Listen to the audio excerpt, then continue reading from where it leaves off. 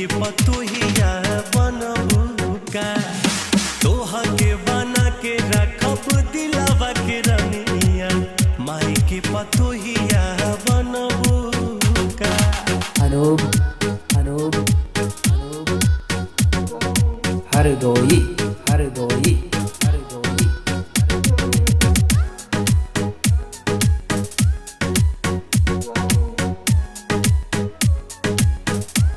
एही लगन में डेट धरवाई दी का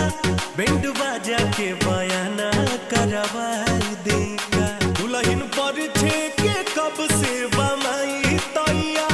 जाके ओके खुश खबरी सुनाई दी का।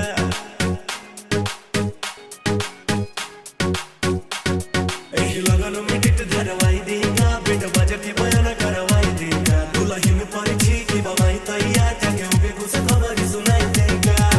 नमवा के हमरे लगाई के सिनुरा कोई छम दिल बोलाया न बोका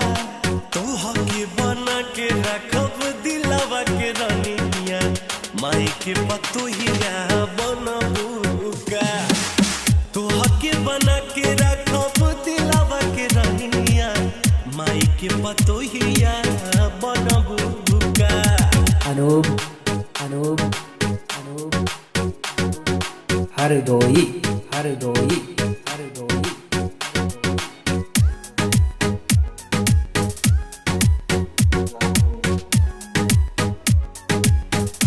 हम सुहाग वाला कमरा सजाई दी का इसी बढ़िया ब्रांड के लगाई दी का पाँव पड़े ना जमीन पे हसीन तुहार कारपेट में कमल के बिछवाई दी का। हम सुहाग वाला कमरा सजाई दी का इसी बढ़िया ब्रांड के लगाई दी का पाँव पड़े ना जमीन पे हसीन तुहार कारपेट में कमल बिछवाई दी का।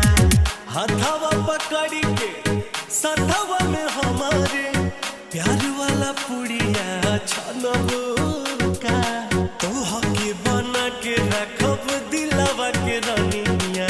माई के पतोहिया बनबू का तोहा के बना के रखब दिलवा के रनिया माई के पतोहिया